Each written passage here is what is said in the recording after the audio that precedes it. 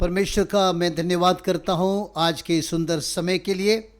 हमें फिर से परमेश्वर ने सुंदर अवसर दिया कि हम परमेश्वर के वचन से हम मनन कर सके।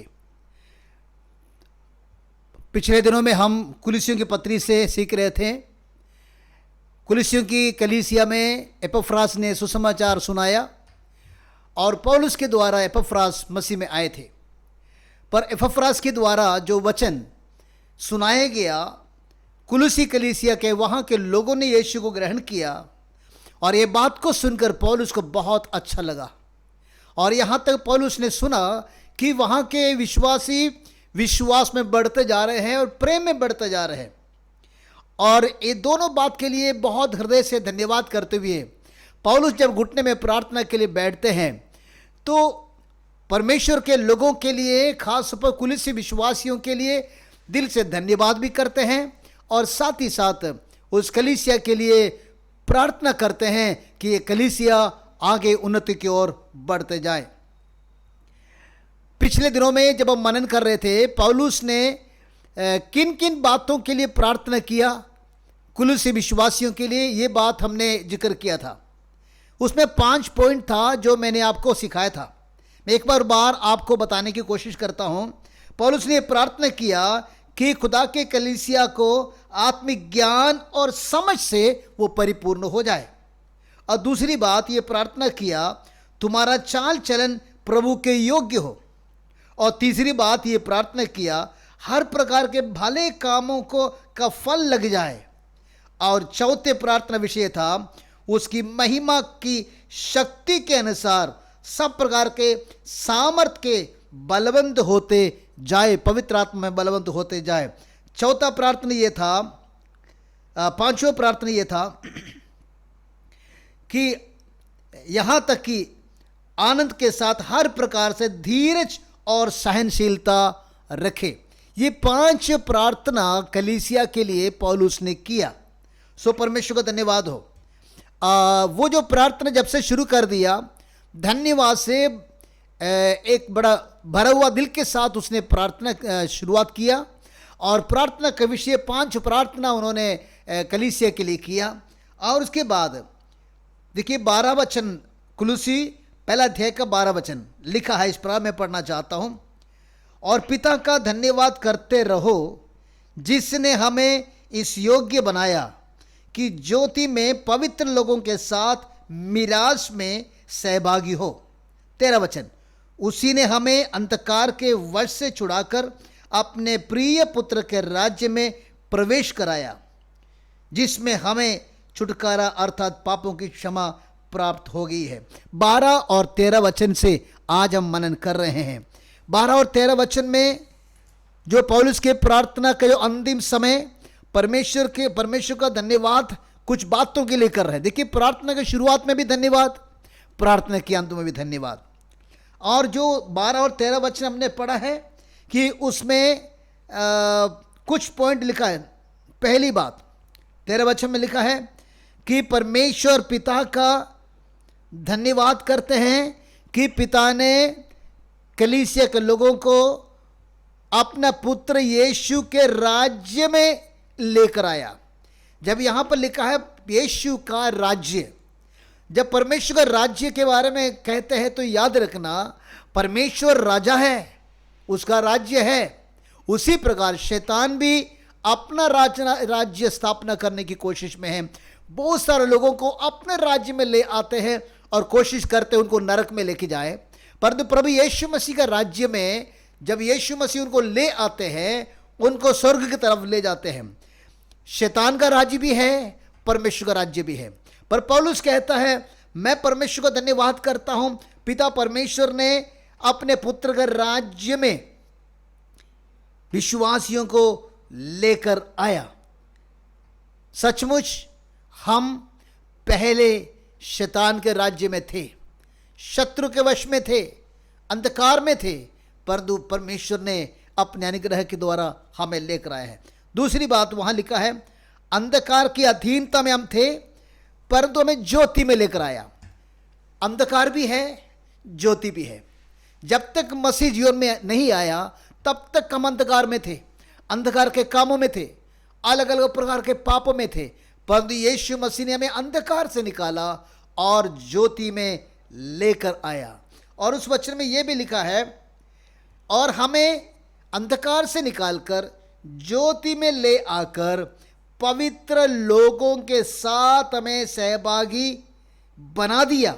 पवित्र लोगों के साथ जो रोशनी में रहते हैं, उनके साथ हमें सहभागी बना दिया। कितनी सौभाग्य की बातें हैं, अब्राहम के साथ, इसहाक के साथ, याकूब के साथ और संतों के साथ परमेश्वर ने हमें उनके बराबर में बिठा दिया। इसलिए पौलुस कहता है, कुलुसी कलीसिया याद रखे, तुम तो शैतान के राज्य में थे, अंधकार में थे, परंतु परमेश्वर ने तुम्हें ज्योति में ले आकर पवित्र लोगों के बराबर संगति में आपको स्थान दिया। तो इसलिए पौलुस कहता है, तो परमेश्वर का हम मिलकर धन्यवाद करें। और इस वचन को आप ध्यान से देखिए, पवित्र लोगों के संग हमें परमेश्वर ने ज्योति में लेकर आया। और इस शब्द को याद रखिए, पिता का मैं धन्यवाद करते रहो कि जिसने हमें इस योग्य बनाया कि ज्योति में पवित्र लोगों के साथ मिरास में सहभागी हो। मिरास जो हमारा अनुग्रह, जो हमारे लिए परमेश्वर ने आशीष रखा है, अब उसी में हम लोग उसके लिए योग्य नहीं था। वचन में लिखा हम लोग योग्य नहीं था, परंतु परमेश्वर हमें योग्य बनाया है। मेरी योग्यता और आपकी योग्यता, हमारी कोशिश नहीं, हमारा मेहनत नहीं, परंतु हमारी योग्यता केवल यीशु मसीह के क्रूस के उस लहू के द्वारा है। हम उस क्रूस के पास आते हैं, हम यीशु के पास आते हैं, प्रभु अपने लहू से हमें धोकर शुद्ध कर देते हैं, वो अपनी पवित्र आत्मा देकर हमें योग्य बना देते हैं। और आज हमें परमेश्वर ने जो अंधकार से ज्योति में ले आकर पवित्र लोगों के संग बिठा दिया है, और उनको जो जो आशीष और वायदा खुदावंद ने दिया है, हम उसके साथ बराबर हम लोग सहभागी होने का हमें अवसर दिया। इसलिए पौलुस कहता है, पिता परमेश्वर का धन्यवाद मैं करता हूँ, बड़ी खुशी से धन्यवाद करता हूँ कि परमेश्वर ने इसी प्रकार अपने कलीसिया के लिए प्रार्थना करते हैं। हम इस बात को हमेशा याद रखना है कि हम कहाँ थे, अब कहाँ हैं। कई बार हम भूल जाते हैं कि मैं मसीह में चल रहा हूँ, बड़े बड़े काम कर रहा हूँ, परंतु कभी कभी हमें पीछे मुड़ कर देखना है कि हम कहाँ थे और आज हम कहाँ हैं। जब आपको ये पता है कि मैं अंधकार में था, मैं शैतान के राज्य में था, जब कभी घुटने में आता हूँ, मेरे मुंह से और आपके मुंह से धन्यवाद निकलना बहुत ज़रूरी है। देखिए, इफिसियों की पत्री उसका 2 अध्याय का 12 वचन में इस प्रकार लिखा है। इफिसियों 2 अध्याय का 12 वचन, मैं उसको पढ़ूंगा।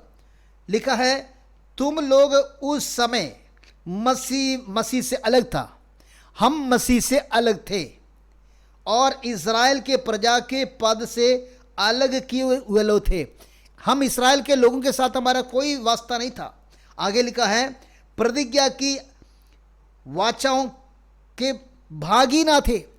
जो जो वायदाएं अब्राहम, इसहाक और याकूब को और यहूदियों को मिला है, हम उसके साथ हमारा कोई रिश्ता नहीं था। परंतु परमेश्वर का धन्यवाद हो, हमें परमेश्वर ने वो वायदा यीशु मसीह के द्वारा हमें भी दे दिया है। इसलिए अब्राहम, इसहाक और याकूब के बराबर में हम लोग परमेश्वर का अनुग्रह का वारिस है। हमें एक मिराज के रूप में, एक अनुग्रह के रूप में, एक अधिकार के रूप में हमें परमेश्वर ने आशीष दिया है। और हम लोग आशाहीन थे, हमारे पास कोई आशा नहीं था कल के बारे में, परंतु मसीह में आकर में आशा मिला है। और जगत में ईश्वर रहित थे। लिखा है, तुम्हारे पास ईश्वर ही नहीं था, जिसको तुम पूछते थे वो ईश्वर नहीं था, परंतु तुम्हारे पास अब परमेश्वर पिता है, तुम्हारे पास अभी यीशु है, तुम्हारे पास अभी पवित्र आत्मा है, तुम्हारे पास अब्राहम, इसहाक को और वायदा दिया है, वो वायदा तुम्हारे लिए हो गया है। आगे लिखा है, पर अब मसीह यीशु में तुम जो पहले दूर थे, मसीह के लहू के द्वारा निकट हो गए हैं। हालेलुया। हम प्रभु से दूर थे, आज हम प्रभु के निकट आए हैं। धन्यवाद के लिए कितनी कितनी बात यहाँ पर लिखा हुआ है। हम दूर थे, अब मसीह के निकट हो गए, क्योंकि यीशु मसीह हमारा मेल है। यीशु मसीह ने ही हमें पिता परमेश्वर से मेल मिलाप कराया है। तो खुदावंद यीशु के लिए जब कभी हम प्रार्थना में बैठते हैं धन्यवाद करें और स्तुति करें। देखिए 19 वचन में मैं चाहता हूं पढ़े, इफिसियों 2 अध्याय को 19। इसलिए तुम अब विदेशी और मुसाफिर नहीं, धन्यवाद का विषय है, तुम विदेशी नहीं, अन्य नहीं, दूर वाले नहीं, तुम परमेश्वर के नजदीक हो, मुसाफिर नहीं परंतु पवित्र लोगों के संगी, स्वदेशी और परमेश्वर के घराने के होगे। हालेलुया। तुम विदेशी नहीं, तुम मुसाफिर नहीं, तुम अभी परमेश्वर के घराने के लोग हैं और परमेश्वर के घर के लोग हैं। तुम स्वदेशी है, परमेश्वर का अपना बन गया है। मेरे प्रियो, पौलुस अपने प्रार्थना में कुलुसी कलीसिया के लिए यह बात याद दिलाते हैं, धन्यवाद करो, दूर से प्रभु ने पास लेके आया, अंधकार से ज्योति में लेके आया, मौत से जीवन की तरफ लेके आया। इसीलिए लिखा है परंतु पवित्र लोगों के संगी, स्वदेशी और परमेश्वर के घराने के हो गए हैं। हालेलुया। 20 वचन में लिखा है प्रेरितों और भविष्यवक्ताओं के नींव, यानी इस प्रकार की सेवकाई परमेश्वर ने हमें दिया है। सो प्रभु का धन्यवाद हो। धन्यवाद करना ना भूले, प्रार्थना के शुरुआत में भी और प्रार्थना के अंत में भी। ये बात को समझने के लिए पौलुस कुलुसी कलीसिया के लिए प्रार्थना करते हैं। परमेश्वर का मैं धन्यवाद करता हूँ। बाइबल के शुरू से लास्ट तक के लिए देखेंगे, हर जगह पर धन्यवाद के लिए स्थान दिया है। कुलुसी 4:2 में लिखा है प्रार्थना में लगे रहो और धन्यवाद करने में जागृत रहो। धन्यवाद करने में जागृत रहो। प्रार्थना में लगे रहते हैं, किसी हालत में प्रार्थना तो करना पड़ेगा, परंतु धन्यवाद में जागृति पानी है। हम कभी कन्वेंशन रखते हैं या कभी कोई मीटिंग रखते हैं, याद रखना हर मीटिंग के पीछे, हर प्रार्थना के पीछे एक धन्यवाद के दिल से भरे हुए व्यक्ति अपने प्रार्थना में हर एक बातों के लिए धन्यवाद करेंगे। मैं कहता हूं जो कुछ हमें मिला है यह परमेश्वर का करुणा है, उसका अनुग्रह है। भजन संहिता 50 में और उसका 14 वचन में लिखा है परमेश्वर को धन्यवाद का बलि चढ़ाए। ये बलि के साथ मुकाबला किया है, बलि के साथ तुलना किया है, क्योंकि पुरानी में बलि करते समय पैसा खर्च करना पड़ता था। और मेरे प्रियो, जब एक भी धन्यवाद दिल की गहराई से कहते हैं, एक बलि से बढ़कर उसको कीमत रहता है। भजन संहिता 92:2 में लिखा है भोर को परमेश्वर की दया और रात को परमेश्वर की विश्वास योग्यता के लिए परमेश्वर का धन्यवाद करें। एफेसियों 5:20 में लिखा है give thanks to God in the name of Jesus. जब परमेश्वर से प्रार्थना करते हैं, यीशु मसीह के नाम से प्रार्थना करना है। उसी प्रकार जो धन्यवाद करते हैं, यीशु मसीह के द्वारा धन्यवाद करना है, क्योंकि जो कुछ मिला है खुदावंद यीशु के द्वारा मिला है और यीशु मसीह ने अपने आप को दिया हमारी आशीष के लिए। इसलिए धन्यवाद भी यीशु मसीह के नाम से हमें देना पड़ेगा, हर बात के लिए, हर समय। कुलुसियों 3:17 में लिखा है प्रभु यीशु मसीह के द्वारा पिता परमेश्वर का आप धन्यवाद करते रहे। इस वचन में भी यीशु के द्वारा। इब्रानियों 13:15 में लिखा है इसलिए यीशु मसीह के द्वारा परमेश्वर पिता का धन्यवाद करो। वहां पर भी यही है। और लिखा है यीशु मसीह के द्वारा पिता के सामने अंगीकार करो यीशु प्रभु है। जब कभी हम यीशु को अपने प्रभु और अपना परमेश्वर मानते हैं तो याद रखना ये एक धन्यवाद का बलि है। तो परमेश्वर का धन्यवाद करता हूं। प्रभु यीशु मसीह ने कितनी बार धन्यवाद किया। जब बच्चों ने यीशु की तारीफ किया तो यीशु मसीह ने कहा परमेश्वर तूने बड़ों को ये समझ नहीं दिया, तूने बच्चों को समझ दे दिया। लाजर को जिंदा करते समय यीशु मसीह ने सबसे पहले धन्यवाद किया। और यीशु मसीह के दोबारा आगमन में भी स्वर्गदूत चारों तरफ धन्यवाद करते हुए यीशु के सामने दंडवत करते हुए हम प्रकाशित वाक्य में पढ़ते हैं। तो इसीलिए मेरे प्रियो, पौलुस जब कलीसिया के लिए दिल से भरा हुआ एक प्रार्थना किया, उसमें धन्यवाद से शुरू और धन्यवाद से एंड करते हैं। तो आज का हमारा यही सीखने का लेसन है, हम धन्यवाद का जीवन के साथ प्रभु के लिए जिए, क्योंकि परमेश्वर ने अंधकार से ज्योति, मौत से जीवन, साधारण लोगों को परमेश्वर के भक्तों के साथ बिठा दिया। अब हम परदेशी नहीं हैं, हम परमेश्वर के लोग हैं, मुसाफिर नहीं है, खुदा के घराने के लोग हैं। इसलिए पौलुस कहते कुलुसियों को कि परमेश्वर का हर बात के लिए धन्यवाद करें। परमेश्वर इस वचन के द्वारा हम सबको बहुत आशीष दे। प्रार्थना करें। स्वर्गीय पिता, आपसे प्रार्थना करते हैं आपकी कलीसिया धन्यवाद के साथ यीशु मसीह के नाम से प्रार्थना करने वाले बन जाए। यीशु मसीह के नाम से मांगते हैं, आमीन आमीन। प्रभु आप सबको आशीष दे।